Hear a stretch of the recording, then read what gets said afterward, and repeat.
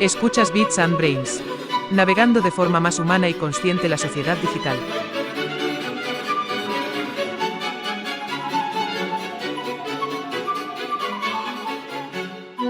¿De verdad que es aún tuyo tu cerebro o ya lo tienes alquilado a Elon Musk? ¿Quién te manipula mejor? ¿Tu jefe o tu feed de TikTok? ¿Hasta dónde sigues al mando con plataformas que dictan reglas usando tus emociones como armas en su guerra por la atención?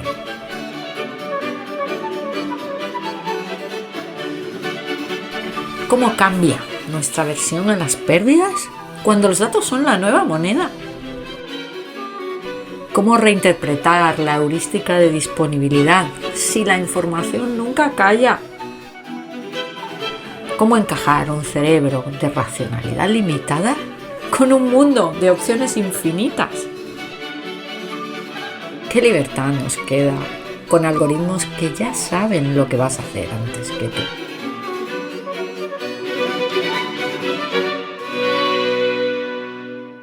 Y es que, ¿acaso tiene todo lo que sabemos sobre conducta una nueva versión digital? Hola, ¿qué tal? Bienvenidos a un nuevo episodio del podcast Bits and Brains. El podcast donde, como siempre, nos ocupamos de darle vueltas a cómo cambian nuestras conductas en un entorno eminentemente tecnológico y digital. Hoy charlo de nuevo con la directora de mi tesis, con Raquel Ibar Alonso, matemática, especialista o por lo menos hiper mega interesada a cómo se miden variables emocionales. Una persona con la que yo aprendo mucho trabajando y con la que disfruto infinito hablando. Raquel ya la conocéis del episodio anterior en el que hablamos del papel de las matemáticas en un contexto digital. Pues Raquel Ibar es profesora en la Rey Juan Carlos y en la cátedra de economía, y pues con Raquel he estado trabajando muchísimo sobre cómo podemos medir, cómo podemos analizar estas variables emocionales que siempre pues hemos dejado de lado o hemos medido solo de manera autodeclarada, ¿no? Como de alguna manera la tecnología nos impulsa o nos ayuda a medir de otra forma, o al menos eso creemos, todas estas cuestiones. Así que hoy, sin más, hablamos con Raquel Ibar Alonso, hablamos de la cuantificación de las variables más cualitativas.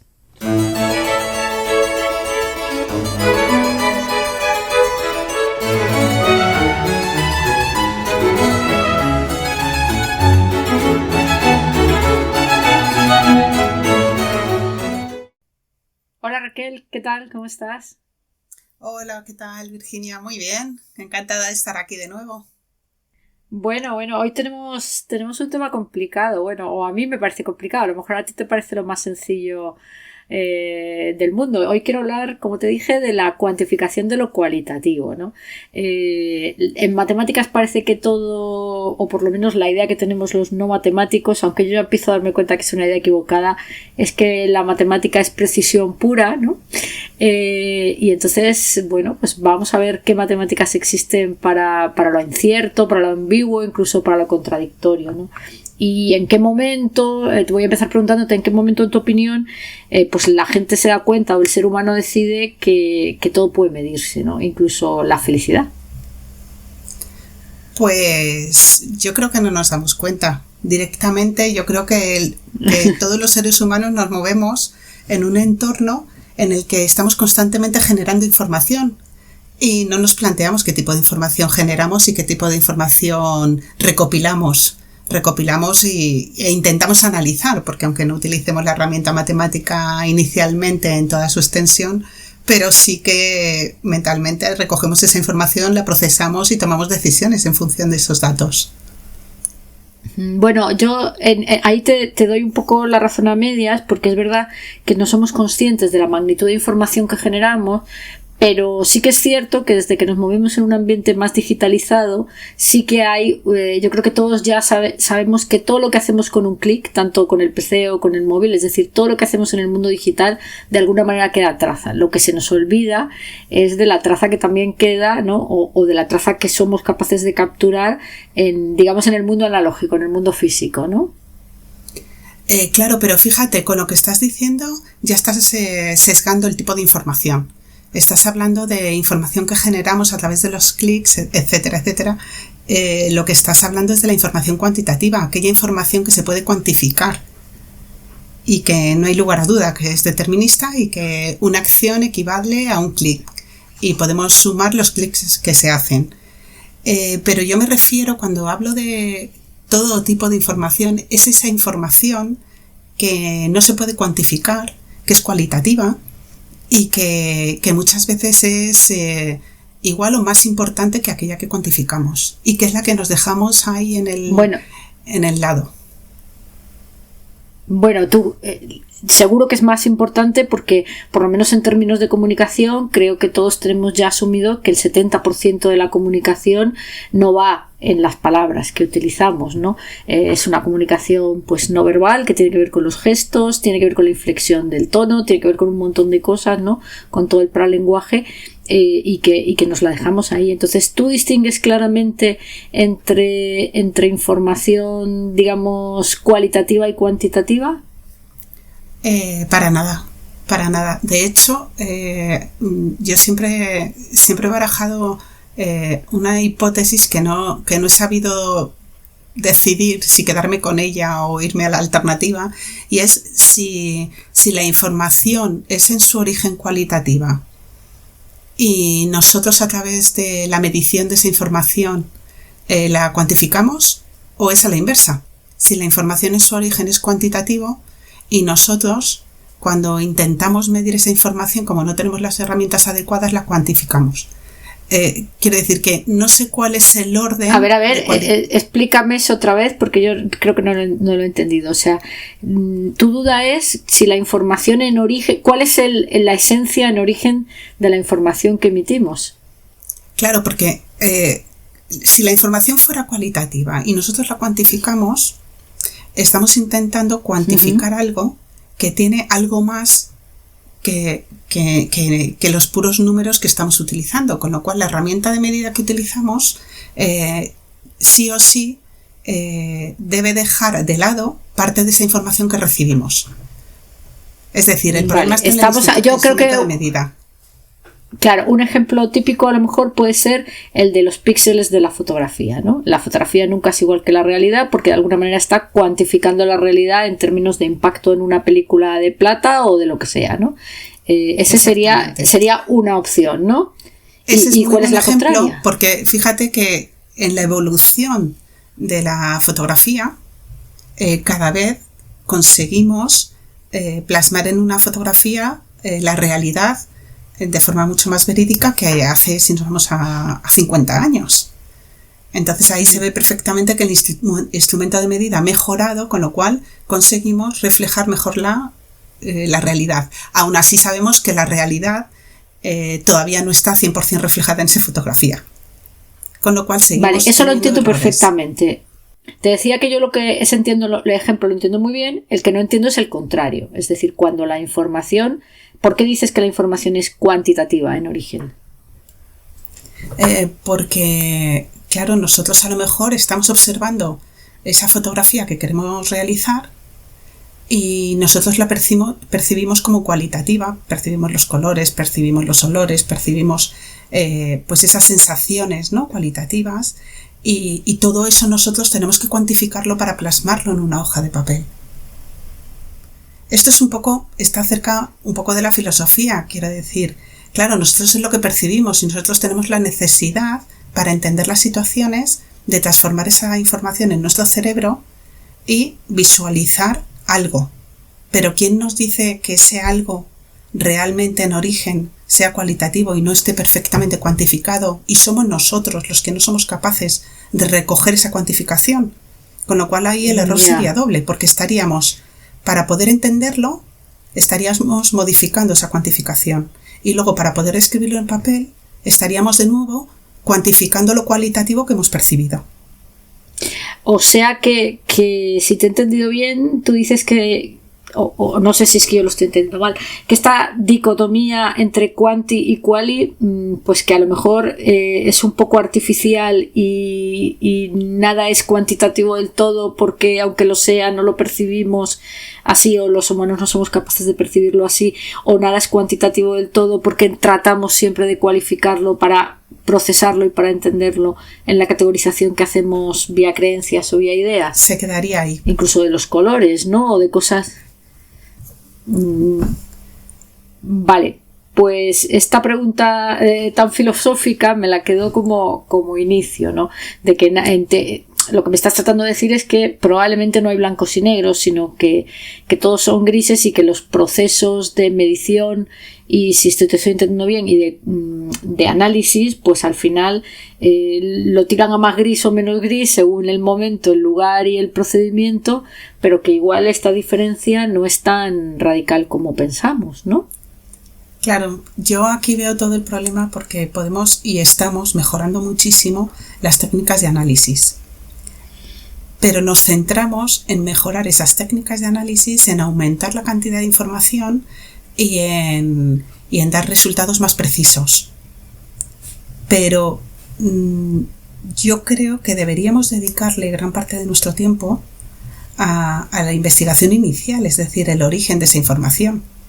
Es decir, qué tipo de información estoy recogiendo y si tengo el instrumento de medida adecuado para recoger esa información. Ya, pero ¿y eso cómo lo sabes? Porque si vamos a partir de la base de que el instrumento de valoración de si tienes el instrumento de medida adecuado, valga la frase rara, es tu cabeza. Y tu cabeza no es un instrumento de medida perfecto. Tu cabeza más menos tus sentidos, ¿no? Y el cerebro humano, pues ya, yo creo que ya sabemos todos que de perfecto, de perfecto en el sentido de ajustado a lo real. Ya te lo decía Platón, que si la sombra es la caverna, las ideas, y la sombra de las ideas, ¿no? Entonces, quiero decir, ese debate tiene que está bien como debate, ¿no? Pero tiene sentido, tiene respuesta, porque muy probablemente... Respuesta como tal, no tiene, yo no la he encontrado. Sigo dándole vueltas. Pero sí que es verdad que cuando uno acepta que existe ese problema, ya partimos de un inicio en el que intenta solucionar ese problema, que sabemos que no se puede directamente, pero por ejemplo, pues si yo sé que cada cerebro percibe la información de una manera, pues a lo mejor en lugar de una única fuente de recogida de información utilizo varias. Ya. Es decir, al observar una misma variable, una misma característica en mi entorno que quiero analizar, a lo mejor debería observar esa característica utilizando diferentes herramientas de medida en lugar de observarla con una única herramienta. Y utilizar toda esa información, mezclarla y conseguir una variable que la mezcle. O comparar los resultados. Ahí podríamos... Pero claro, estoy hablando de empezar ya a hacer análisis, a jugar con la información antes de empezar a hacer análisis más avanzados para poder tomar decisiones claras. Claro, o sea que claro, el principio sería estudiar mejor la información que tratas de medir, ¿no? Y quizás en eso yo creo que te doy toda la razón, ¿no? Nos vamos hacia digamos, buscando el objetivo de qué es lo que quiero hacer a raíz, o sea, para qué quiero esa medición, y eso pues un poco nos ciega sobre el origen de la propia información que estoy tratando de medir, cuando no también a lo mejor del proceso de medida, ¿no? Sí, fíjate, tú hablabas de las cavernas, yo no me voy a ir tan allá, pero Laplace en el 18 afirma que el mundo es determinista, ya que toda información observada está perfectamente determinada. Y somos los seres humanos quienes, debido a nuestra falta de precisión o al desconocimiento, hacemos que esa información sea variable y tenga un componente de azar. Entonces, a mí me parece que lo resume perfectamente. Sí. Sí, yo creo que todos los que hemos estudiado física y matemáticas un poco, a lo mejor no tanto como tú, pero un poco, o sea, todos los que venimos un poco de ciencias y que pues hemos tenido nociones incluso hasta de física cuántica y tal, ya nos damos cuenta de que las cosas no son lo que parecen, ¿no? En primera instancia. Lo que pasa es que se nos olvida en cuanto tenemos un objetivo. Yo no sé si tú coincides, pero quizás el tener un objetivo claro de la investigación malea totalmente la investigación. Más que o hay que estar muy fino claro, para que no te la malee. Exactamente. Lo que digamos nos condiciona no es el objetivo que nos fijan, sino para quién o qué resultados se espera obtener. Entonces, muchas veces hacemos un prejuicio inicial de los datos que estamos manejando. Entonces, sin darnos cuenta, intentamos modificarlos y eso no es correcto. Entonces, deberíamos hacerlo desde el principio, un buen estudio, sin importarnos los resultados. Claro, hay unos márgenes de error en los que tendríamos que movernos y saber si esos resultados son verídicos o no, son realistas o no con el mundo que nos rodea. Pero tendríamos que estar abiertos casi a cualquier resultado estadístico. No olvidemos que al final la matemática es exacta, pero la estadística, que también es matemática, es la medida de ese azar, de esa incertidumbre. Y ahí es donde tenemos el problema, cómo estamos midiendo esa aleatoriedad. Si ya teníamos un problema con medir algo determinista, pues con medir la aleatoriedad tenemos un problema mayor todavía. Sí, y quizás el principal, el otro día en otro programa comentábamos el libro de Taleb, del cisne negro, de la aleatoriedad de la vida, ¿no? Y quizás el mayor problema que tengamos es que no somos conscientes de esa aleatoriedad, ¿no?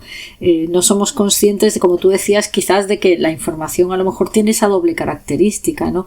Esto me está recordando un poco al rollo de la onda partícula, ¿no? Dices, ¿cómo puede ser las dos cosas a la vez? Dice, bueno, pues es que igual es que es las dos cosas a la vez, ¿no?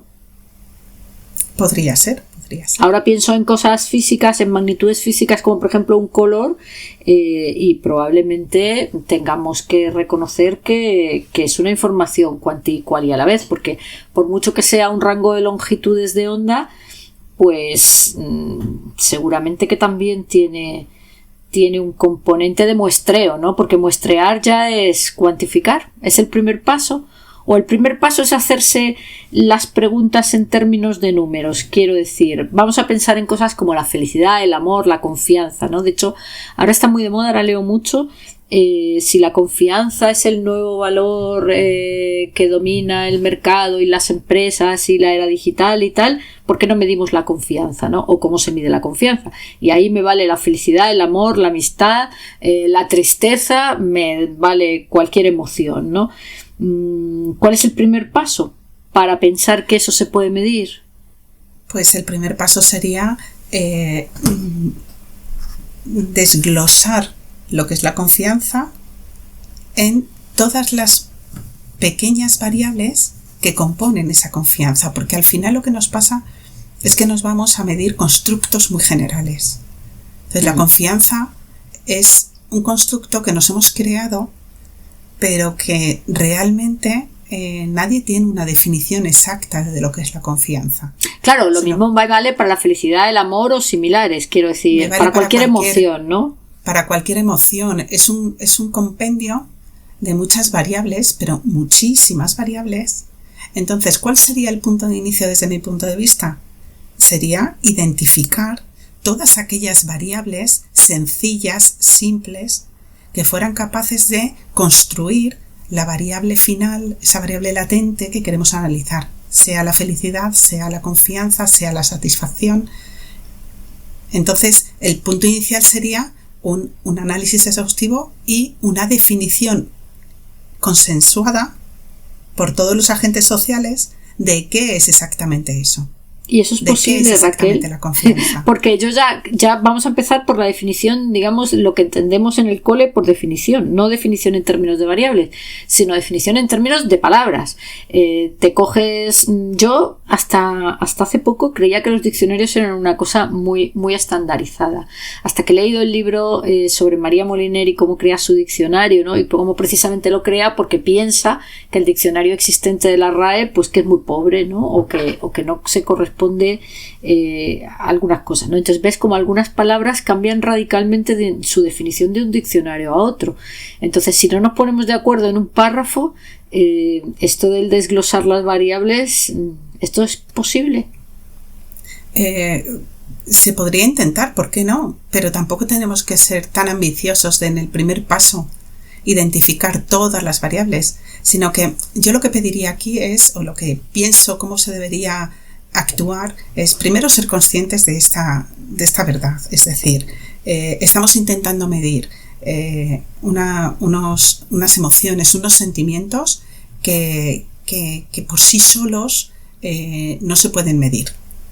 Digamos que eso estamos de acuerdo, que engloban muchísimas características, pero podemos hablar de cientos de características y entonces lo podríamos medir muy bien. Ahora, esas 100 características, ¿cuáles son? No las conocemos. Entonces, a ver si me consigo explicar. Estamos intentando utilizar la matemática, ciencia exacta, para medir algo que no somos capaces de definir con exactitud. Y queremos que el resultado sea exacto. Entonces estamos cometiendo ahí un error de base, y es que estamos perdiendo ese azar, esa aleatoriedad, ese error, y no queremos ser conscientes de ello. Bueno, ¿tú crees que realmente buscamos resultados exactos? Porque yo aquí tengo muchas dudas. Yo creo que buscamos resultados que nos dejen bien en los papeles, honestamente.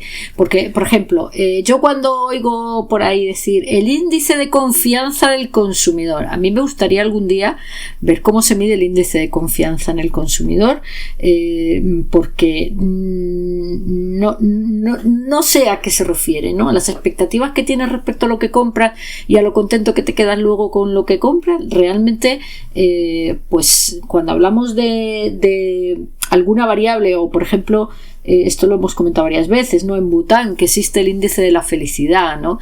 Y ahí sí que hay una transparencia de cómo se mide y qué variables hay, no sé qué, pero aún así, ¿tú crees que buscamos resultados exactos? ¿Buscamos resultados que en medios nos dejen convencidos de las cosas o que convenzan a terceros? ¿O nos contentamos con decir, bueno, esto es una cosa que he dicho yo muchas veces y que es un poco, cuando yo hago mediciones o cosas, digo, bueno, es que tampoco hace falta encontrar el calibre adecuado, lo que hace falta es que el calibre sea siempre el mismo, ¿no? ¿Tú cómo lo ves esto? Yo lo que veo es que intentamos medir lo que queremos medir de la mejor manera posible, y lo consigamos o no, finalmente le ponemos un nombre que parece que lo estamos haciendo. Claro, entonces estás por tú ejemplo, en la versión 2, es decir, buscamos cosas que nos dejen medio contentos o que contenten a terceros, ¿no? Claro, y en el índice de la felicidad tienes un ejemplo muy claro, porque está el índice de Bután, como has dicho, como bien has comentado tú, pero está el índice de la felicidad mundial, está el Happiness Index, es decir, hay varios índices de felicidad y todos ellos tienen, incluido el índice de confianza, todos tienen su fórmula asociada, es decir, tú puedes ver cuál es la metodología más o menos compleja que se utiliza para calcularlo. Bueno, volviendo a los índices de felicidad, si realmente observas cada una de las fórmulas que se utilizan para esos índices de la felicidad, pues hay uno que únicamente utiliza variables económicas, si la Tierra se mantiene la sostenibilidad o no, si hay emisiones o no, pero no aparece ninguna variable social. Ya. Son variables macroeconómicas y variables de la sostenibilidad del territorio. Y a eso le llaman índice de felicidad. Si te vas a otro índice, utilizan, pues a lo mejor la esperanza de vida. Utilizan ya indicadores que ya están construidos, 2, 3, 4, y a eso lo llaman índice de felicidad. Si te vas a Bután, que para mí es el que está más cerca de lo que estamos hablando, aunque evidentemente podamos incluir más variables, el índice de Bután incluye muchísimas variables. Para mí es uno de los mejores que está construido. Claro, pero estamos hablando de Bután, un micropaís en el Himalaya, chiquitito. Y seguramente también con un modelo mental, por así decirlo, con unas creencias que direccionan la felicidad o definen la felicidad en unos términos que a lo mejor son completamente distintos a los que se definen en un... Bueno, si te fijas en las variables que utiliza, a mí me encantaría poder extrapolarlo al resto del mundo, porque me parece que sí que toca aspectos esenciales. Pero ¿qué es lo que sucede? Que aquel gobierno puede decir, pues voy a medir todas estas variables en mi población. Y lo hace, porque es una población chiquitita. Ya. Ahora, vete a medir esas variables en España. Pues el coste de obtener información de toda esa cantidad de variables para construir ese índice no compensa para obtener un índice más fiable de la felicidad. Ya. Entonces, ya, que tiene que ser un compromiso también entre los organismos oficiales que miden diferentes variables, que incluyan esas variables en sus cuestionarios. Claro, o sea, porque el coste de medir no lo estamos teniendo en cuenta, pero quizás el coste de medir, porque esa es la siguiente pregunta, es decir, tradicionalmente, o por lo menos hasta donde yo tengo entendido, las mediciones de lo cualitativo se hacen casi siempre en torno a encuestas de autodeclaración, es decir, ¿se siente usted no sé cómo? ¿Se siente usted satisfecho? Tú y yo hemos visto como esas encuestas muchas veces, y no porque la gente quiera mentir, sino porque las cosas miradas desde un lado, ¿no? Cuando te dice, ¿y usted qué opina? Pues tienes una idea, y cuando te pones con las manos en la masa tienes un sentimiento que puede ser contrario a esa idea y que sale en otro tipo de análisis, ¿no? Claro, ahora la tecnología lo que nos ha dado un gran salto en el tema de análisis de discursos, incluso de rasgos biométricos, de gestos, ¿no? Raquel, para que todo el mundo lo sepa, ¿qué es el text mining? El text mining es el análisis de texto. Ese texto puede ser bien un texto generado a través de un documento físico, también hablamos de físico al ordenador, o puede ser la comunicación verbal, el lenguaje natural que utilizamos para comunicarnos.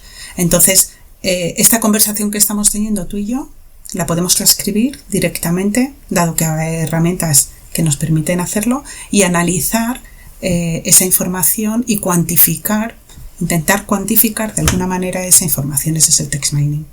¿Y ese text mining tú crees que va a dejar atrás a las encuestas?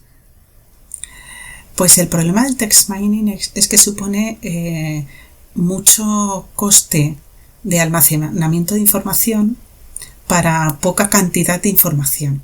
Pero fíjate que si extrapolamos a unos cuantos años donde el coste del almacenamiento sigue bajando, yo es que he hecho toda la vida encuestas de satisfacción de clientes, básicamente. También he trabajado con recursos humanos en las encuestas de satisfacción de empleado y al final siempre nos quedábamos en lo mismo, ¿no? Ya con independencia de que la gente te diga estrictamente la verdad cuando la pone en palabras y no te diga esas verdades, digamos, que se traspasan y que no se ponen en palabras, quizás la parte más interesante de esas encuestas siempre era el campo libre, el campo de observaciones o de sugerencias o lo que sea, que era un campo que o tenías allí a un becario que se los leía a todos o normalmente, como aunque lo tenías no lo ponías a eso, se quedaba sin analizar. Sí, a mí me parecería la parte más interesante, intentar no sustituir, sino complementar. Tú y yo hemos visto que hay información que es objetiva y que se está muy bien recogerla a través de un cuestionario tradicional. ¿Qué es lo que sucede con las preguntas abiertas? Que en mi experiencia cuando he lanzado cuestionarios en pequeñas muestras o grandes muestras, pero en mi entorno, al final la gente es muy escueta. ¿Por qué? Porque cuando lanzas una encuesta de este tipo vía internet, les cuesta escribir. Uno dedica el bueno, vía internet o esas que te dejaban antes en los hoteles para que luego opinaras, ¿no? A la gente le cuesta escribir, efectivamente. Claro, entonces cuando realmente las personas empezamos a contar lo que realmente sentimos y pensamos sin pasarlo por el filtro, cuando llevamos un ratito de conversación. Claro. Entonces realmente esto funcionaría bien si fuéramos capaces de establecer conversaciones. Entonces, que en un momento dado consigamos tener avatares que hagan de encuestadores, eso sería más barato, ¿no? La recogida de ese tipo de información. Pero claro, yo no sé si hablando con un avatar le contaría lo mismo que hablando contigo. Claro. Bueno, yo creo que hay dos pasos, ¿no? El primero es que hables con una persona y toda esa conversación la analice una máquina, que ese sería el paso 1. Y luego estaría el paso 2, que ya sería automatismo total, es decir, estás hablando con un avatar y ahí sería interesante ver efectivamente si estamos contándolo. Yo creo que ni siquiera, fíjate, ni siquiera contamos lo mismo según la persona con la que estemos hablando. Y ya no solamente si es más maja o menos maja, me da más pie. Hay personas que tienen más capacidad para sacar a las otras las palabras que otras, pero luego está otra dimensión, que es el rol que ocupa la persona en ese momento, ¿no? No es lo mismo que te diga soy una entrevistadora, no sé qué, que soy tu jefe que te está preguntando, o soy tu médico que te está haciendo un análisis de toda la parte emocional de la enfermedad, ¿no? Yo creo que influye el carácter de la persona, o sea, las características de la persona, y también influye el rol que esa persona desempeña en cada momento, ¿eh? Sí. Influye también el lugar donde se le hace la entrevista. No es lo mismo en el domicilio que en casa, que en la calle. El momento emocional, pero bueno, todo eso se puede percibir, ¿verdad? Y se puede controlar. Pero volviendo a que si es posible sustituir los cuestionarios por este tipo de recogida de información, a mí me parece que nos hemos acostumbrado a tener tal cantidad de información y cuando me refiero a la cantidad de información es individuos encuestados o individuos analizados, que claro, para tener 30.000 entradas de entrevistas me parece algo prácticamente imposible. También a esto yo misma creo que no es necesaria tal cantidad de información cuando se recoge de esta manera, sino que aquí se podría solventar si fuéramos capaces de establecer un muestreo y seleccionar a los individuos que realmente representan de forma adecuada a toda la población, porque nos estamos centrando en mucha información. Pero si somos capaces de hacer un buen muestreo e identificar a los individuos que representan a todos, realmente el error que cometemos al generalizar no es tan grande. Esto es lo mismo también que cuando analizamos variables más cuantitativas, es decir, si haces bien la muestra, pues al final llega un momento en que una determinada muestra y las características de esa muestra te dan un margen de error determinado, aparte del error del proceso, y llega un momento en que ese error para ti es suficientemente bueno, ¿no? Y luego está todo el otro tema que es el que yo digo siempre, ¿no? El de la medida relativa. Para muchísimas cosas nos amparamos en es que la confianza no se puede medir, y tú dices vale, no se puede medir, bien, tiene muchos sesgos de medida y no sé qué y no sé cuánto, pero si yo lo que quiero saber es cómo evoluciona mi relación contigo, pues entonces me da un poco igual medio medirla mal si luego la voy a medir dentro de 6 meses de la misma manera, ¿no? ¿O no? Sí, eso es una salida. Bueno, hay alguna propuesta que tengo yo hecha por ahí de medida de la felicidad, en la que digo, bueno, dado que no conocemos bien qué es la felicidad, vamos a medir la felicidad relativa. Entonces, claro, lo que tú propones, tenemos que dejar pasar el tiempo, con lo cual nos olvidamos de una medida transversal, sino que tenemos que irnos a una medida temporal. Pero yo para esto, un poco en esa línea, perdona Virginia, sí que hago un matiz y entonces digo, vale, vamos a hacerlo relativo respecto a lo que opino de mi entorno. Es decir, ¿qué relación tengo yo? Manteniendo tu ejemplo, yo me preguntaría a mí misma, ¿qué relación tengo yo en general con mi entorno? Con mis amistades fuera de casa y fuera del entorno laboral o dentro del entorno laboral. Puedo ir matizando. Y luego en otra pregunta diría, ¿y qué relación tengo yo con Virginia? Tendría que separarla.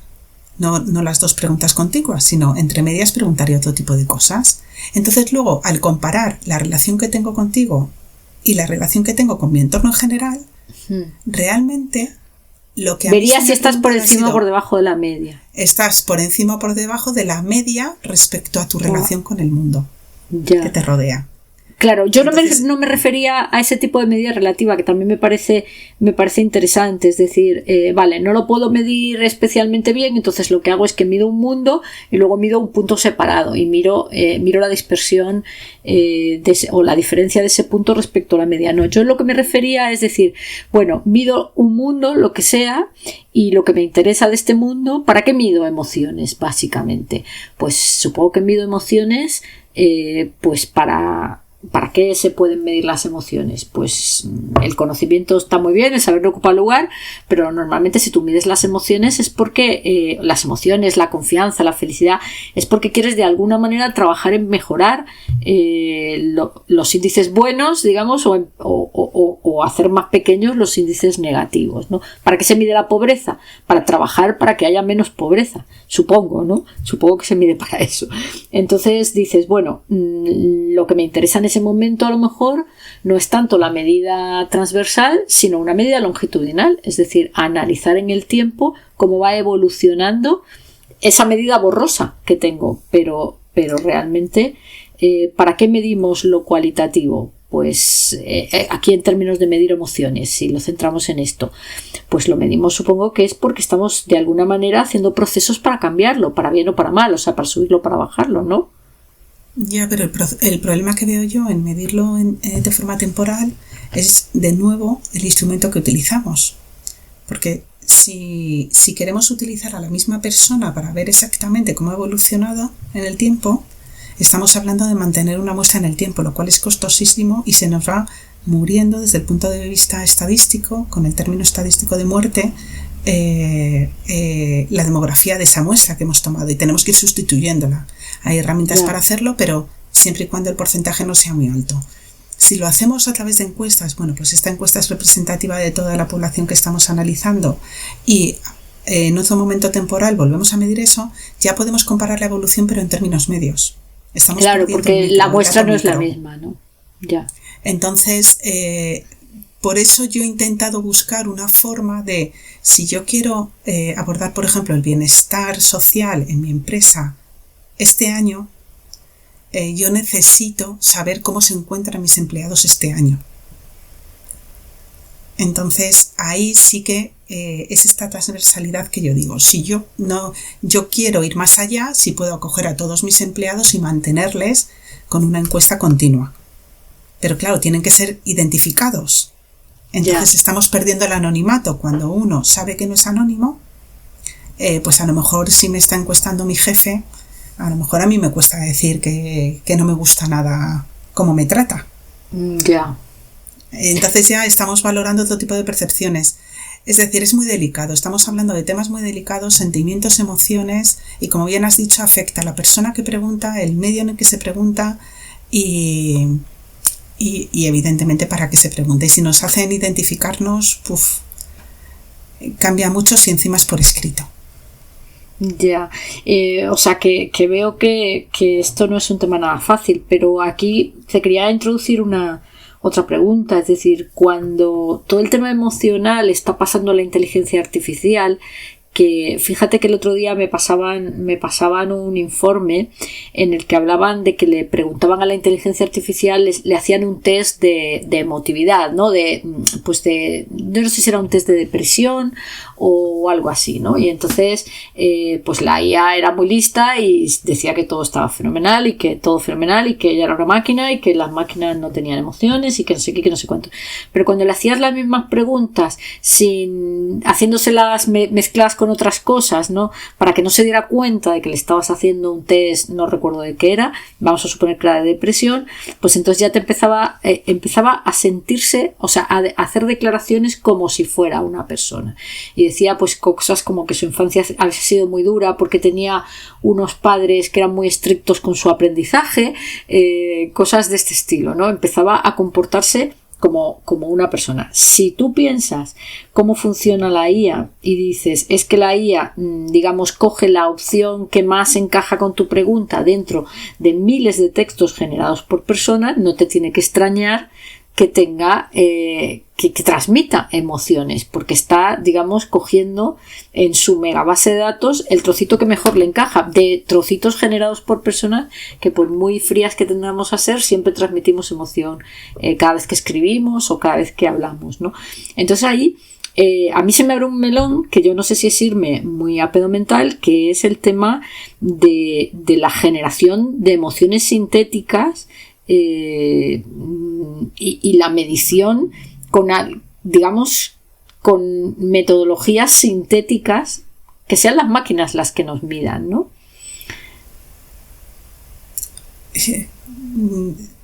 Porque es que llega un momento, llega un momento que a lo mejor somos capaces de que una IA defina o comprenda mejor la empatía, la confianza o la felicidad mucho mejor que un ser humano. Porque tú preguntas a la gente qué es para ti la felicidad, ¿no?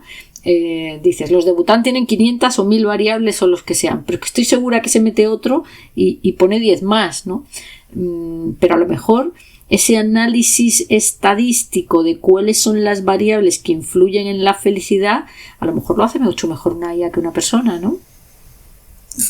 Tengo mis dudas por una cosa, pero es algo que yo estoy convencida. La IA es capaz de generar información, pero siempre a partir de datos históricos. Claro, eso es lo que te quiero decir, que si la IA solo tiene, bueno, yo creo que ahora ya se están empezando a generar datos sintéticos, ¿vale? Pero si la IA lo que hace es coger trocitos de persona, porque en el fondo lo que hace es coger trocitos de persona para manejarlos de la manera que cree que a su interlocutor le va a parecer más óptima, pues seguramente tiene una dimensión de análisis emocional muchísimo mayor de la que podemos tener cualquier persona, ¿no? Eso no te lo niego, pero yo me voy más atrás todavía. Acabamos de decir al principio que todo esto está sin definir. Claro, sí, no, lo que te quiero decir es que yo cuando no sé va a construir esa información, ese indicador sintético, ¿cómo lo va a construir? Con toda la información que ha podido recoger de la historia. Ya. Eso mejor o peor lo podemos hacer nosotros, que sería coger el índice de Bután y mezclarlo con el pero seguramente que la IA lo haga mejor que nosotros, porque tiene más capacidad de proceso que nosotros, Raquel. Sí, mejor sí, pero si no tiene la información de qué analizar, porque esas variables no existen, no están recogidas, no es que lo haga mejor o peor, es que no tiene la información. ¿Tú crees que hay alguna información que la IA no tenga ya? Sí. ¿Qué información coger para poder definir correctamente la IA según la entendemos nosotros? Ya. Y si la extrapola de lo que lee por ahí, es decir, al final la felicidad seguramente que ningún humano puede definirla, ¿no? La felicidad, la emoción, la empatía, me da todo igual, la tristeza, es que me da todo igual.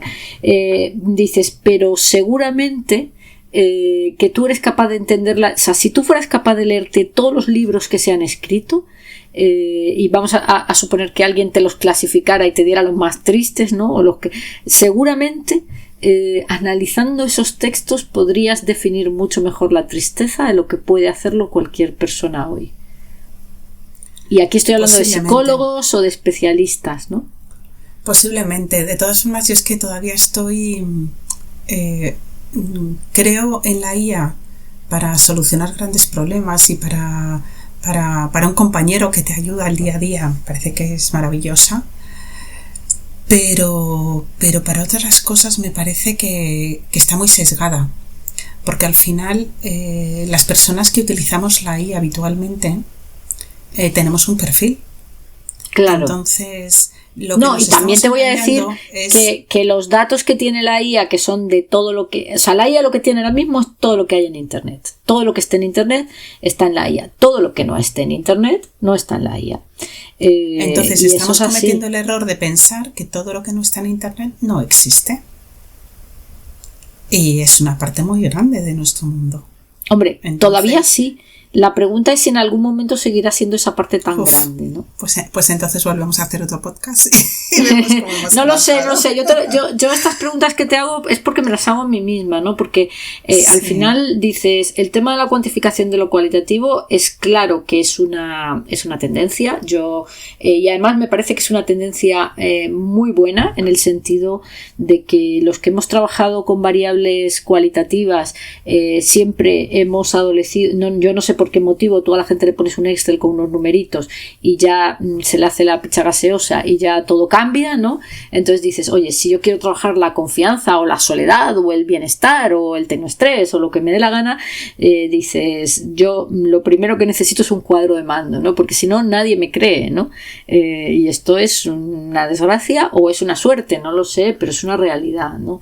Entonces dices, sí, cuando trato de meter o también, oye, es que las cosas son razonables. Si tú estás haciendo un trabajo para yo qué sé, para disminuir la soledad no deseada, pues eso, el trabajo que hagas seguramente necesita unos recursos y necesita una pasta y un tiempo de la gente y tal para funcionar. Pues es razonable querer saber si la vida si estás mejorando o empeorando las cosas, ¿no?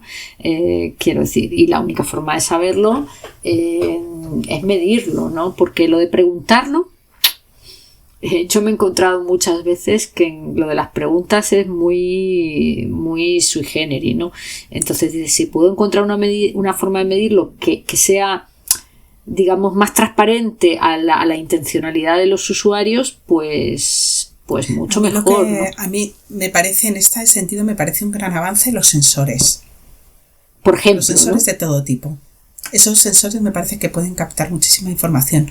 Los laboratorios de innovación social, en los que se mide la reacción y se mide tanto la sudoración, se mide cómo se abre la retina. Es decir, somos capaces de medir ciertas características que no se pueden medir de otra manera. Claro, de medir más allá de las palabras, ¿no? Porque... Exactamente. Y para mí todo eso habría que complementarlo con medidas de sensores del entorno en el que se está. Claro. Porque yo ahora estoy hablando contigo y tú me puedes preguntar cómo me siento o a través de mi discurso pensar bien, ¿no? Pero al final lo que nos interesa es, por lo menos el objetivo, yo creo, de las medidas de las emociones y de lo cualitativo es cómo conseguir una forma de predecir el comportamiento futuro, ¿no? De predecir la clasificación del bienestar, si tiene bienestar alto, bajo, medio o un valor. Entonces, claro, yo aquí puedo estar hablando de todo, pero la temperatura en la que estoy ahora mismo me puede estar afectando. Claro, la temperatura y lo lleno que tengas la tripa, si has desayunado o has dejado de desayunar. Entonces, ¿no? Son ciertas características, por eso te digo que son infinitas, no, pero muchas variables las que pueden llegar a afectar. Los sensores ya nos cubren parte de eso, no tenemos sensores en todas partes. Uh-huh. Estos laboratorios me parecen una maravilla, que además si tenemos ya por fin disponibilidad de laboratorio en la universidad, te invitaré a que hagamos algo interesante. Sí. Pero bueno, pues vamos avanzando en ese camino. Pero yo creo que hay que ir avanzando en el camino de definir cuáles son las variables que miden esas emociones, sin que tengamos prejuicios de si las podemos medir bien o no. Es decir, primero pensar de forma abstracta. Pues lo ideal sería establecer un conjunto de características que nos definieran perfectamente bien esa emoción que queremos medir. Y luego Raquel, ya bajamos a la tierra y decimos, ¿y cómo medir eso? Y empezamos con el problema real. Pero si empezamos el problema con limitaciones propias y poniendo nosotros mismos vallas, pues a lo mejor se nos escapa algo que resulta que luego encontramos la forma de medirlo. O como dices tú, a futuro resulta que nos proporciona esa herramienta a alguien. Claro, ¿y tú crees que hay un cierto peligro, entre comillas? Tú sabes que yo soy muy tecnooptimista, ¿no? Y nunca pienso en los peligros, sino en las oportunidades. O pienso más en las oportunidades que en los peligros. Pero ahora se me estaba ocurriendo y dices, joder, si nos ponemos a analizar en detalle, ¿no?, las emociones, rápidamente, o sea, te voy a hacer la pregunta de otra manera, ¿no? ¿Por qué la IA hoy no es general y no llega a todo, ¿no? Porque no entendemos del todo cómo funciona nuestra inteligencia. En el momento en que tú te pones a analizar una emoción y logras destriparla, no estamos abriendo la puerta ya no solo a que la emoción pierda su magia, que eso ya sería otro tema, ¿no? Sino a la manipulación de esa emoción. Evidentemente. La naturaleza del ser humano siempre va a haber quien utilice los grandes avances para el bien de la humanidad y quien los utilice para destruir la humanidad.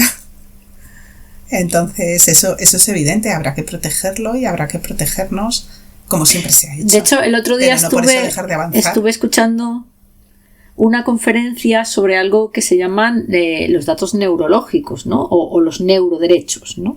Y el tema no me parece trivial en absoluto. De hecho, tengo la promesa de la persona que daba la charla de que va a venir un día aquí a hablar de esto, ¿no? Porque dices, oye, si ya tenemos el lío montado con los datos que nosotros exudamos, por así decirlo, ¿no? Con los clics que hacemos o con los datos que damos aceptar sin saber muy bien lo que hacemos, hay una frontera más allá, ¿no? Y también tiene que ver con el mundo de los sensores que tú has comentado, ¿no? Y son todos los datos que no exudamos, no todos los datos que de alguna manera no damos voluntariamente haciendo clic, sino que damos porque hemos permitido que se nos ponga un sensor determinado, que dices el de sudoración y el de la presión sanguínea y el de las pulsaciones, igual me viene bien si tengo un marcapasos, pero ya cuando empezamos a hablar hay unas diademas que detectan qué zonas del cerebro se activan o se dejan de activar en determinados momentos, dices, oye, bueno, últimamente van a ser ya hay unos cascos que dicen que le leen el pensamiento, que son capaces y que ya está demostrado en pequeña escala, todavía no se puede generalizar, pero que ya sí que alguien piensa algo y ya puede hacer una imagen aproximada de aquello en lo que está pensando. Eso ya están en pruebas, ya existe. Si nosotros lo estamos oyendo, imagínate lo que está en el laboratorio. Con lo cual claro, la neurociencia en todo esto es el campo más importante, porque son los que están realizando grandes avances, que son los que nos van a proporcionar ese tipo de información. Claro, y ese tipo de información pues seguramente que se utilizará pues para corregir muchísimas desviaciones, pero es evidente que también son la materia prima del capitalismo digital, si es que lo digital sigue existiendo como lo conocemos hoy dentro de unos años, que yo estoy absolutamente segura, vamos, yo soy de las que piensa que yo llevo utilizando la misma interfaz con el ordenador prácticamente desde que empecé a trabajar, cuando empezaron los ordenadores, ¿no? Es verdad que el ratón apareció un poco después, pero poco después, o sea, la interfaz hombre-máquina se nos ha olvidado lo del metaverso, pero yo estoy segura que en un momento dado tiene que pegar un salto porque al final es un tema también de público objetivo, ¿no? Tengo que meter a todo el público objetivo que me falta y que no es capaz de manejar ni un ratón ni un teclado, ¿no? Entonces, bueno, ya se ha avanzado mucho con los interfaces vocales, pero estoy segura que los interfaces van a ser mucho más inmersivos y probablemente para hacer uso de esos interfaces más inmersivos pues nos vamos a tener que colocar chismes que nos escuchen mejor, ¿no? Sí, pero fíjate, y retomando el principio del todo, estamos hablando ya de herramientas de medición de cualquier tipo, pero estamos hablando de herramientas de medida. Como a través de un chip, a través de una diadema, a través de unos cascos, a través de una pantalla, somos capaces de medir información. Con lo cual volvemos al origen. Habrá que medirla bien. O sea, porque a lo mejor ¿crees que en paralelo debería abrirse Claro, en paralelo igual debería abrirse un debate por comprender más los límites de lo calculable que por seguir perfeccionando el cálculo, ¿no? Exactamente. Es decir, yo creo que también habría que abrir el debate eso de qué nos estamos dejando sin medir y cómo de importante es eso que nos estamos dejando sin medir. ¿Y tú ves debate en esa línea? Tú que estás metida en el mundo académico y estás en una asociación de matemáticos y tal, ¿tú ves debate en ese sentido? Yo ahora veo más preocupación por la cantidad de información, por las herramientas que se utilizan para analizar esa información y más que en el origen de la información en sí. Es que es un debate que, ten en cuenta que es un debate, como he dicho antes, más cercano a la filosofía que a las ciencias puras. Bueno, entonces, es que no sé yo si en la Raquel, filosofía está abierto el debate. Perdona, pero cada vez creo más que el otro día además grababa un programa sobre la división entre ciencias y letras que saldrá justo un par de capítulos antes que este, pero es que yo cada vez creo más, tengo 3 o 4 libros de filosofía de la tecnología encima de mi mesa. O sea, es que cada vez más no podemos decir que el debate en este caso de la medición de las emociones es un debate técnico o tecnológico porque no lo es, ¿no? Creo que llevan desde el primero que escribió el primer libro y antes cuando ni siquiera existían los libros debatiendo sobre qué es la felicidad, cómo se consigue la felicidad, qué papel tienen las relaciones en la felicidad. O sea, me parece que estamos ante preguntas que son muy filosóficas, ¿no? En general, en todo este tema de la tecnología, ¿no? El otro día hablando de neuroderechos y de datos neurológicos, decían, bueno, pero datos nuestros y usarlos hasta para manipularnos se han usado toda la vida en marketing y por eso te ponen las patatas fritas en la puerta del supermercado. Dices, ya, pero es que esto es otro nivel, ¿no? Y efectivamente los que estudiamos economía y nos gusta la economía de la conducta ya hemos entendido que todos nuestros sesgos y todas nuestras heurísticas son utilizados muchísimas veces, no solamente en marketing sino también en políticas públicas para, no voy a usar la palabra manipularnos, pero por lo menos para orientarnos en una dirección, ¿no? Dices, esto es un paso más. ¿Cómo es de cualitativo este salto? ¿O no es tan cualitativo este salto? Pues es tan cualitativo como lo quieran hacer. Yo creo que ahora mismo la dirección sigue siendo la misma. Es aumentar la cantidad de información que estamos recogiendo con diferentes instrumentos de medida. Entonces hacerla más individualizada. Entonces, incorporar variables, que está muy bien, que era lo que decíamos inicialmente, incorporar características que antes no podíamos para la modelización que nos interese en cada momento, pero yo no creo que estén pensando tanto en lo cualitativo en sí. Ya. Pero esto es una percepción mía. Posiblemente sí que haya abiertas líneas en un ámbito científico que a mí se me escapa, en el que no estoy yo, porque me resulta muy complicado que no estén en esta línea. Pero sería muy interesante, como dices tú, mezclar que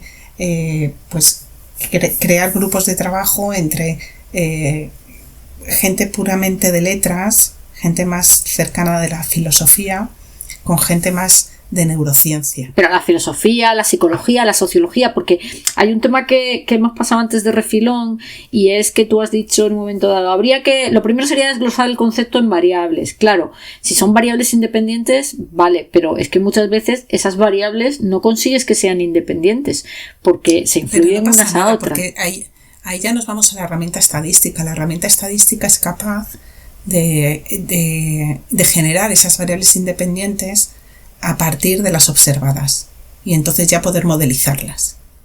No, si es al revés.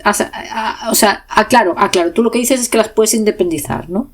Claro, es decir, yo una vez que tengo la información, si por diferentes vías recojo la misma información, ya tengo herramientas estadísticas que me permiten extraer los constructos independientes sobre los que luego plantear mi modelización. Ya. Bueno, lo importante es que no se escape nada. Pues probablemente es mejor extraer esa información, aunque sea con dos variables distintas, que las dos se solapen, sean dependientes, pero cada una extraiga información adicional. Vale, y eso matemáticamente se puede separar. Pues quizás aquí entonces lo importante sería, es decir, probablemente los más tecnólogos están focalizados en el instrumento de medida sin entender del todo la naturaleza de la que lo están midiendo, ¿no? Y la parte, digamos, de definición, yo intuyo que en la parte de análisis de constructo en sí, intuyo que habrá gente que no quiera ver tecnólogos por ningún sitio, ¿no? Porque le parezca en cierta medida peligroso desvelar los secretos de determinadas cosas, ¿no? Porque, hay otra pregunta, ¿no? Que dice que sería, oye, ¿y qué pierde una emoción cuando realmente la conviertes en un dato, ¿no? Cuando la cuantificas, porque hemos hablado de las bondades de cuantificarla, es decir, haces procesos para mejorarla o iniciativas para mejorarla y lo que estás midiendo es realmente si lo estás haciendo bien, ¿no? Pero no vemos si pierde algo, ¿no? ¿Qué pierde la emoción cuando la convertimos en un dato? Claro, es que depende cómo la conviertes. Si la mides a través de la neurociencia y mides, por ejemplo, la química que hay en el cerebro, pues entonces no... Pues ese es un ejemplo muy bueno, ¿no? Si tú mides una relación de acercamiento amoroso en términos químicos, pues pues pierde su magia, ¿no? Claro, pierde su magia, pero es que no estamos hablando de una magia. Estamos hablando de que queremos conocer con exactitud cómo medir esa emoción. Pero tú Lo realmente que habría que plantear es si realmente crees con la química es todo o se nos escapa algo al medir solo química. Pero tú realmente crees que estamos preparados para tener en los morros con datos, porque lo de los datos es lo que nos hace que nos creamos lo increíble, ¿no? ¿Estamos preparados como sociedad para tener en los morros los datos de intercambio de hormonas que se producen en una relación de amor o de amistad o de tristeza, ¿no? Y mira que sabemos que muchos tratamientos... Es complicado, ¿no? Es Sí. complicado, pero tú piensas que hace unos años... cuando tú y yo éramos mucho más jóvenes, estábamos en la adolescencia, era pues en la edad del pavo y nadie hablaba de hormonas, nadie hablaba... entonces, ahora, sin embargo, es como, sí, porque esto tiene un proceso... Es decir, que de alguna manera lo hemos incorporado a nuestro lenguaje claro, habitual. claro. Entonces, ese salto que hemos dado en el que ahora ya somos conscientes por qué esos cambios de humor se producen y por qué esas relaciones cambian en esas edades, y ya está todo perfectamente tipificado después de estudios, porque no puede ser a futuro. Es decir, ahora así de golpe no, pero poquito a poco que nos habituemos, ¿por qué no? Sí, no lo sé, hay... O sea, esto tendríamos que sacar la bolita y decir, a ver qué va a pasar en el futuro. A ver qué va a pasar. Pero no, es yo verdad no lo veo tan difícil, que yo que llevo nos este año acostumbremos. leyendo muchos libros de economía de la conducta y tal, leer a Antonio Damasio, ¿no? Que te dice que la mente es una mezcla de tu cuerpo, tu entorno y tu cerebro, ¿no? Y que ahí hay mucha química circulando. Pues al final es verdad que aprendes de alguna manera a relativizar, ¿no? Tus emociones. Entonces no sé si eso es que hacer que pierdan la magia o hacer un bien, es decir, o hacer que ganen la magia de que entiendas que no es tanto drama ese drama que te estás montando, o que bueno, este hype que te estás digamos teniendo con esta situación, pues que tampoco es para tanto, ¿no? Que se te pasará y que habrá que esperar a que se pase. Yo de todas formas también pienso que en el momento en el que estás feliz, estás contento o estás muy triste, no te vas a parar, como no nos paramos a pensar los niveles que tenemos de litio en el cerebro. No, seguro que no. Eso sí, sobre que todo cuando estás muy posteriori, hype, ¿no? Cuando estás muy triste, pues no lo sé, pero cuando estás muy hype, no. Pero, y esto, me lleva a otra pregunta que ya casi por mi parte sería la última. Dices, oye, vamos a una sociedad que desde luego pone en un pedestal los datos, ¿no? Y que hay realmente un culto a los datos, ¿no? Yo casi diría que hay una tiranía del dato, ¿no? ¿Esto cómo lo ves? ¿Piensas que el culto al dato en la sociedad digital, que desde luego no era así antes, pues básicamente porque no teníamos ni capacidad de proceso, ni capacidad de medir, ni teníamos un entorno donde las cosas fueran fácilmente registrables como hoy tenemos el entorno digital? ¿Tú qué piensas del culto al dato de la sociedad digital? ¿Esto también es un hype? Yo creo que es importante el tener datos, el tener información, pero creo que actualmente se ha dado demasiada importancia a los resultados de a la información que nos da los análisis hechos con datos. Entonces, el problema que tenemos es que hemos perdido el punto crítico que deberíamos mantener. Es decir, tener confianza también en la toma de decisiones emocional y mezclarla con la toma de decisiones informada a partir de los análisis. Claro, tenemos que buscar ese punto. Ahí quería llegar yo, ¿no? Al valor de la intuición en un matemático o en un analista de datos. Sí, porque al final, volviendo a lo mismo de siempre, los modelos, siempre hay un error que arrastramos, o bien por la deficiencia en la recogida de información, por los análisis que realizamos o por la muestra que hemos seleccionado. Y ese déficit de información, la persona experta en ese ámbito muchas veces es capaz de aportar y corregir ese sesgo. Pero claro, sin datos. Tenemos que tener creencia todavía en Pero ¿cómo se defiende la intuición en un mundo que glorifica los datos, no? Ese es el problema, que actualmente yo creo que se están idealizando tanto los datos que no se hace caso de la experiencia. Entonces, para mí claro, yo muchas veces también luego digo que hay un cierto peligro en tomar decisiones basadas en datos, y es que si al final todos tenemos los mismos datos y los mismos maquinillos para analizar los datos, pues al final todos llegamos a las mismas conclusiones y entonces nuestra conclusión se convierte en una commodity que no vale absolutamente para nada.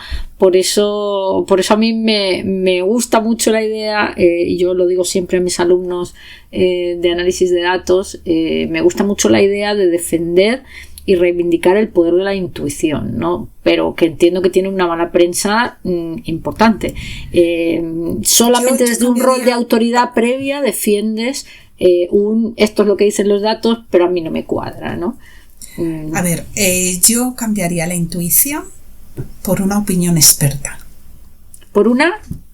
Te escucho flojito, Raquel. Por una opinión experta. Claro, pero lo de la opinión experta también tiene su matiz, porque ¿experta en qué? Quiero decir, los expertos funcionan muy bien ante situaciones que digamos que de alguna manera son coherentes con el pasado. Los expertos a veces son un lastre cuando la situación es muy diferente a la del pasado, porque tienen sus creencias previas también, ¿no? Sí, claro, pero tenemos que fiarnos de ese experto. Yo empiezo a tener muchas dudas, ¿eh? Yo creo que los expertos están muy bien para situaciones estables, pero yo muchas veces digo, igual hay que ponerlos también en cuarentena y también fiarnos de los que llegan de nuevos, ¿no? Porque nos ha pasado millones de veces que de repente llega una persona totalmente ajena y dice, pero oye, ¿no estáis viendo que esto no es como decís, no? Bueno, y solo te lo puede decir, esto es el famoso rollo del emperador va desnudo, que solo un niño es capaz de ver que el emperador va desnudo, ¿no? Pero ¿por qué nos empeñamos en que la opinión de expertos sea de una persona experta? ¿No puede ser un equipo experto? Sí, bueno, claro, también probablemente aquí... No se puede formar un equipo de expertos en los que todos los perfiles que tengan algo que decir del tema y que sea pues una parte de la decisión final, basada por un lado en datos y por otro lado en la opinión del equipo de expertos. Es decir, no tenemos que ser extremistas, ¿no? ¿Por qué nos tenemos que ir a lo que dice el modelo? ¿O por qué nos tenemos que ir a lo que dice el experto de toda la vida porque está funcionando así? No, vamos a intentar hacer una mezcla, porque de esa manera podríamos recoger todo esto que hemos comenzado hablando de lo cualitativo que se escapa al modelo. A lo mejor ese equipo de expertos, si está bien formado, es capaz de corregir ese pequeño sesgo que estamos cometiendo cuando el modelo es adecuado. Claro, y aquí esto me hace volver un poco a algo que nos hemos dejado atrás, es realmente qué queremos cuando buscamos la medida. Si lo que queremos son los resultados exactos o lo que queremos es contentarnos nosotros o contentar a terceros, ¿no? Claro. Y pero eso ya es otro tema. Eso es el buen uso o el mal uso de los análisis y de la información. Pero tú estás hablando del mal uso o del buen uso como si fuera un uso a posteriori. Yo es que creo que condiciona mucho el análisis en sí. No, yo digo como el ente que rodea a todo el tema desde que empiezo a observar la información hasta que tomo la decisión. A lo mejor es que los únicos análisis que pueden ser útiles son los análisis inútiles, ¿no? Bueno, o que no tienen un objetivo claro, no lo sé. Ahí con eso me voy a quedar porque llevamos aquí un rato en un tema que me resulta súper interesante porque además es un tema del que cada día tengo una idea diferente, ¿no? Me voy viendo evolucionar mi cabeza en relación a este tema y al final dices, parece que el mundo, digamos, de las palabras, el mundo es un mundo más complejo que el mundo del dato y dices, cuidadín, que aquí hay en el tema del dato, y hoy hemos hablado de la cuantificación de emociones, pero incluso en los datos que parecen más sota caballo rey, yo cada vez tengo más la idea de que nos estamos desviando de la situación, de lo compleja que es la situación, empezando por lo que tú muy bien has señalado al principio, que es, oye, ¿cuál es la naturaleza de la información en sí, ¿no? Estamos dando por supuesto que es cuantitativa, que es cualitativa, estamos dando por supuesto que no lleva un ruido inherente que no somos capaces de quitar, y más información en el fondo lleva más ruido, ¿no? Yo no lo sé. Yo lo que sí que veo es que se nos está un poco yendo la olla con esto de los datos, ¿no? Que no sé si tú coincides, el hecho de tener capacidad, el hecho de tener cañones nos está haciendo que matemos las moscas a cañonazos. Tal cual, estamos perdiendo lo que buscamos y por la rapidez, por la inmediatez. Y estamos dejando de lado cosas que podrían ser muy interesantes para obtener cosas diferentes, resultados diferentes y muy útiles, que para otras cosas están muy bien. El ser capaces de hacer de un día para otro unos análisis masivos, estupendísimos, pero no sé. Yo fíjate, hay una frase que recogí de un libro, yo creo que lo leí de Punset, y decía algo así como que la realidad está en nuestro cerebro y que hemos construido todo, a partir del cual hemos construido todo nuestro universo. Ah, claro. Yo de pequeña pensaba muchas veces que el mundo no existía y yo me lo inventaba, Yo ahora de mayor empiezo a pensar que igual no estaba tan loca, Bueno, Raquel, aquí lo dejamos por hoy. Muchísimas gracias. Pues muchas gracias a ti, es un placer siempre estar contigo, charlar un ratito y hablar de estos temas. Este programa para mí es una excusa excelente para tener esas conversaciones que me encanta tener y que de otra manera el día a día me haría imposible sacar un hueco para tenerlas, ¿no? Un colaborador de este programa me preguntaba, ¿y qué cambia si publicas esto? Digo, pues cambia que lo hago, que si no, lo otro no lo hago nunca en la vida. Pues tal cual. Muchas gracias. Muchas gracias a ti. Un abrazo.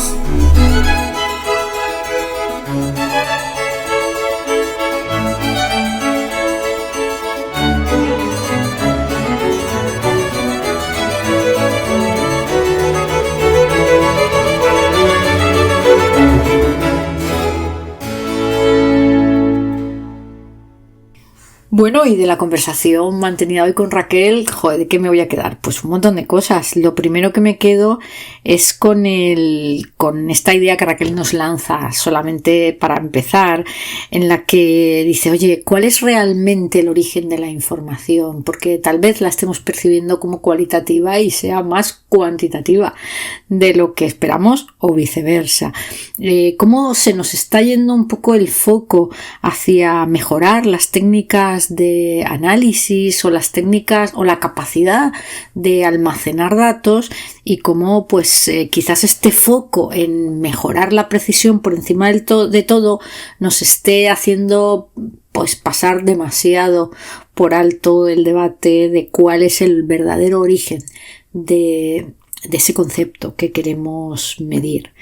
También, por supuesto, me quedo con la importancia de desglosar estos conceptos tan amplios emocionales, ¿no? Como la felicidad, la empatía, la confianza, la tristeza, la depresión, la soledad, bueno, cualquier concepto emocional que se nos pueda ocurrir, como siempre es posible, o por lo menos hay que tratar de intentarlo. Lo primero de todo es desglosar ese concepto en variables más pequeñas, que pueden ser dependientes o no, y que eso ya con tecnología estadística pues vamos depurando y limpiando.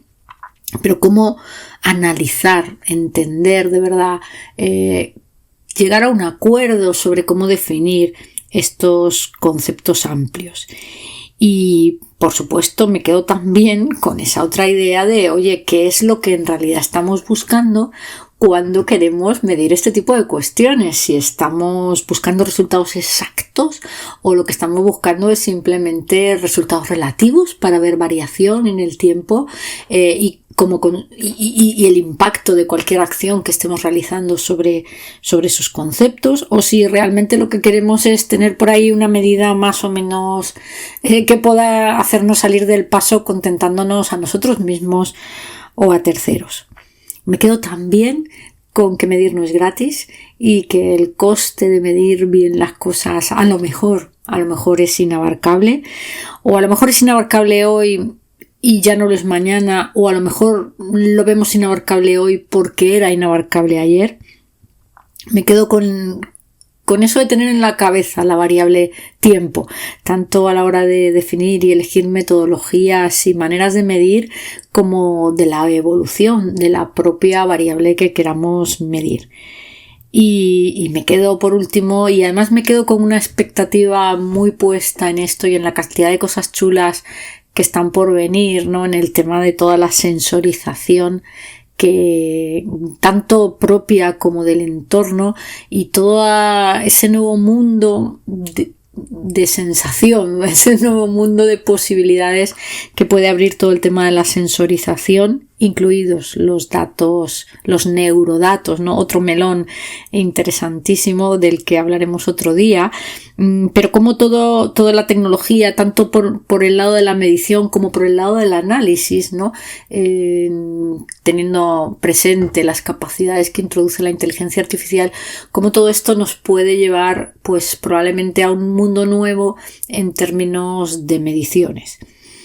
Y también, por supuesto, me quedo para cerrar la conversación de hoy con una idea que no me cansaré de poner en comillas, en negrita y en lo que haga falta, y es cómo no se nos pueden ir todos los huevos a la cesta de los datos, y cómo tenemos que reivindicar, pero también entendiéndola cada vez mejor, en la medida de lo posible, el papel de la intuición, del ojo clínico, o como lo queramos llamar. Y ahora sí, que no ha sido poco. Música como siempre, y hasta el próximo episodio.